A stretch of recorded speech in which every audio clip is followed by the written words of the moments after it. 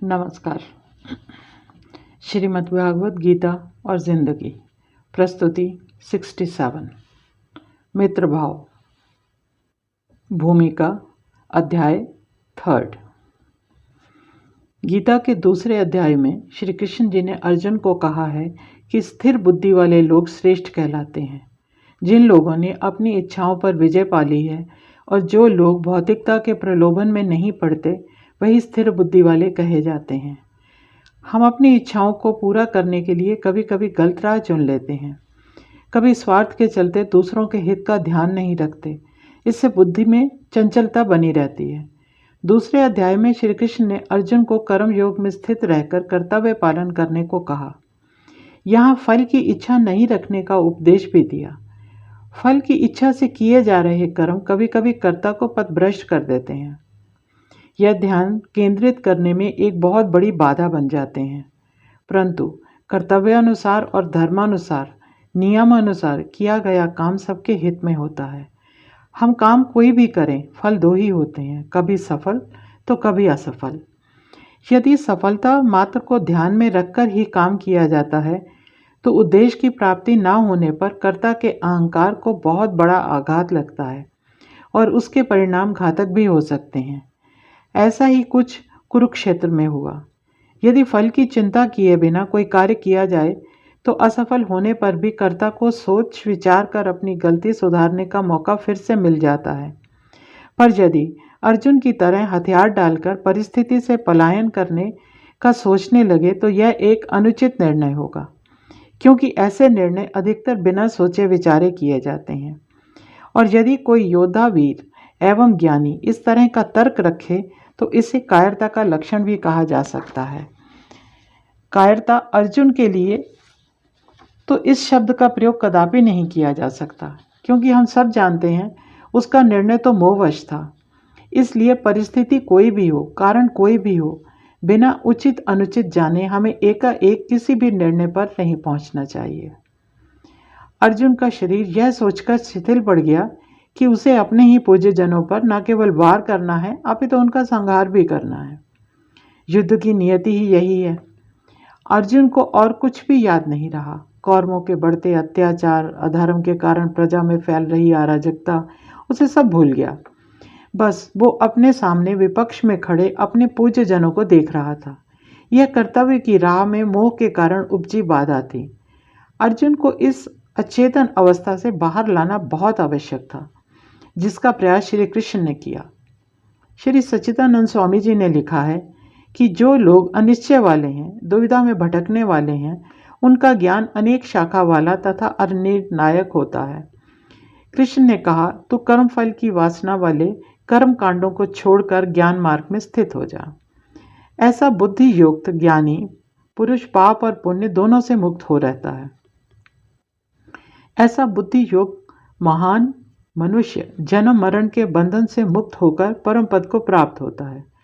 जब तेरी बुद्धि मोह रूपी मैल को त्याग देगी तब तू उच्च पद को प्राप्त कर लेगा। जब तू निश्चिंतता प्राप्त करके तब तू योगी हो जाएगा। बुद्धि या ज्ञान को हानि पहुंचाने वाले बाह्य तथा आंतरिक दो प्रमुख तत्व हैं। बाह्य तत्व तो अनेक मत मतांतरों को सुनने से हुई भ्रांति है, और आंतरिक तत्व है अज्ञान, जिसने हमारी बुद्धि पर पर्दा डाल रखा है और इस कारण हमारी तर्क बुद्धि क्षीण होती रहती है। हम अधिकतर ऐसे विषयों पर चिंतन करते हैं जो हमें भौतिक सुख देते हैं। ऐसे में हमारी आसक्ति भी वहीं होती है और हमारे सारे प्रयत्न भी उसे प्राप्त करने में लगे रहते हैं। हमने और आपने अक्सर यह अनुभव भी किया होगा कि जब हमारी मनोकामनाएं पूरी नहीं हो पाती तो हमारे अंदर क्रोध की ज्वाला भड़कने लगती है, और यही सब दुखों की जड़ है। इससे सोचने समझने की शक्ति कम हो जाती है और मनुष्य अधिकतर वो कर बैठता है जो नहीं करना चाहिए। साधारण शब्दों में कहें तो मन जिद पकड़कर बैठ जाता है। ऐसे में लाभ कम और हानि अधिक होती है। श्री कृष्ण भी अर्जुन को हठ का त्याग करने को कह रहे हैं। अब हम तीसरे अध्याय की ओर बढ़ते हैं, जहां हमें श्रीमद् भागवत गीता में श्री कृष्ण द्वारा दिए गए उपदेशों में कर्म योग को समझने का अवसर मिलेगा। श्लोक संख्या 1, अध्याय 3। भावार्थ। हे जनार्दन, यदि तुम कर्म की अपेक्षा बुद्धि को श्रेष्ठ मानते हो तो फिर हे केशव, मुझे ऐसे भयंकर कर्म में क्यों लगा रहे हो? इस दृश्य में गुरु शिष्य की अपेक्षा मित्र भाव अधिक दिखाई दे रहा है।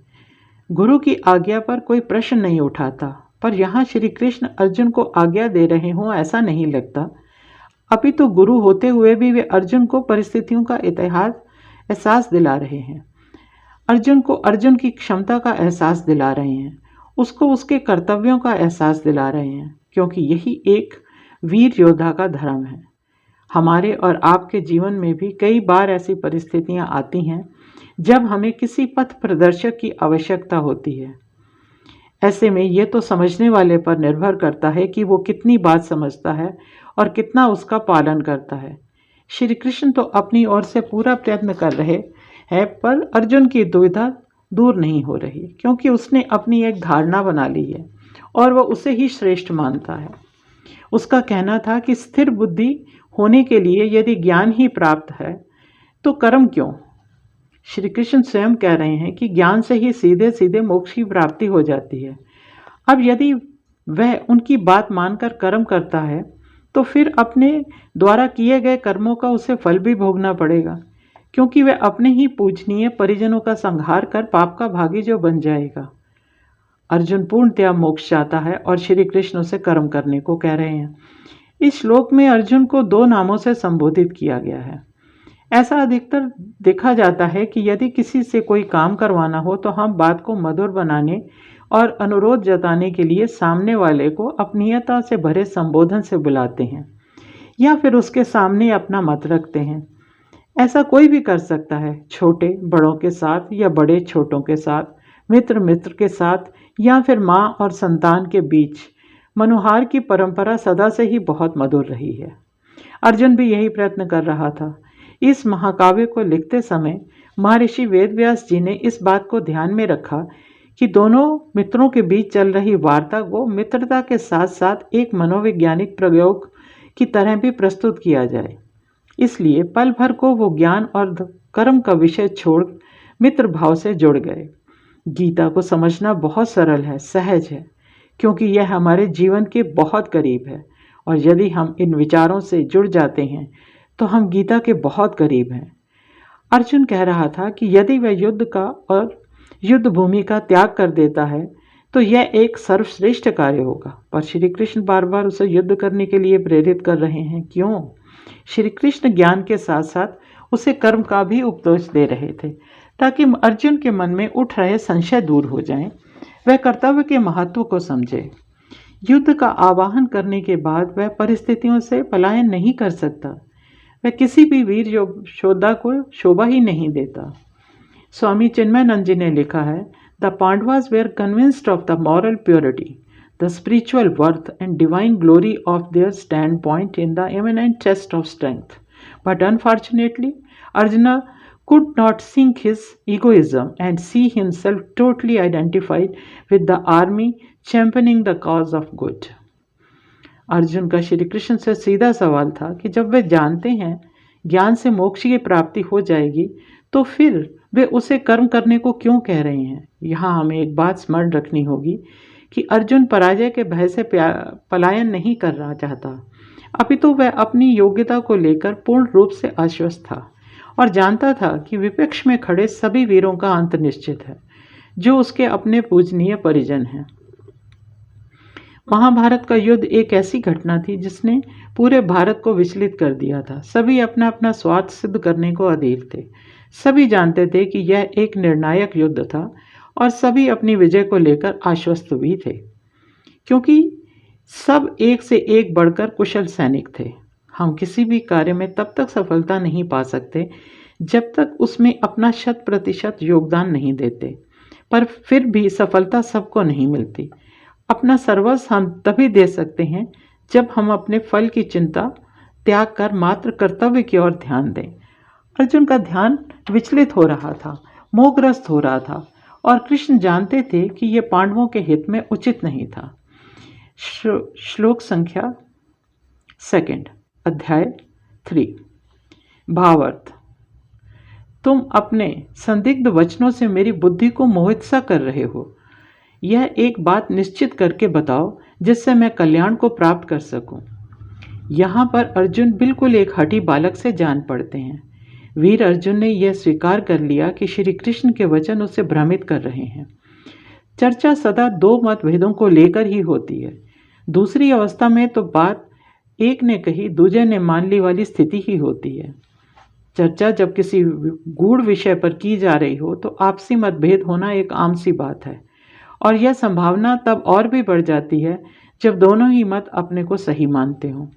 पर यदि कोई एक व्यक्ति दूसरे व्यक्ति को अपना पथ प्रदर्शक मानकर चर्चा करे तो फिर दूसरे व्यक्ति द्वारा दिखाई जाने वाली राह पर विचार करना आवश्यक हो जाता है। कभी कभी ऐसा भी होता है कि पहला व्यक्ति दूसरे व्यक्ति द्वारा समझाई जा रही बात को स्वीकार करता जाता है, सही भी मानता है, पर उस बात में से ही कोई छोर पकड़कर अपने पक्ष को सही सिद्ध करने में लग जाता है और चाहता है कि सामने वाला भी उसकी बात को सही माने और प्रसन्न भी हो। हम सब ऐसा ही करते हैं और अर्जुन ने भी यही किया। ऐसे क्षण हमारे जीवन में निरंतर आते रहते हैं जब हम किसी दूसरे के पक्ष में अपना मत देने लगते हैं। आज हम कुछ मान भी लेते हैं और कुछ समझ भी लेते हैं, मन को दृढ़ भी कर लेते हैं, पर कुछ दिन के बाद जब कुछ नया घटित होता है तो वह मन की सारी दृढ़ता को तहस नहस कर देता है। यहाँ युद्ध भूमि में भी यही हुआ। कृष्ण कहते रहे और अर्जुन सुनता रहा। लगा कि वो समझ भी रहा है, पर अर्जुन ने फिर से अपने ही विचारों को ही सिद्ध करना का प्रयास किया और श्री कृष्ण से भी यही अपेक्षा की कि वे भी उससे सहमत हों। अर्जुन को श्री कृष्ण की बातें मायावी लगती हैं और उसे ऐसा लग रहा है कि वह अपनी मित्र की बातों के जाल में फंसता चला जा रहा है। वह इसलिए अनुरोध करता है कि उसे वही करने को कहा जाए जिससे वह ना तो पाप का भागी बने और ना ही उसे नरक का दुख भोगना पड़े। जब रूढ़ियों को बहुत अधिक महत्व दिया जाने लगता है तो हम अपनी विचार शक्ति का त्याग कर देते हैं, जबकि नई सोच और परिवर्तन को सदा से प्रगतिशील माना जाता है। धन्यवाद। नीरा भसीन।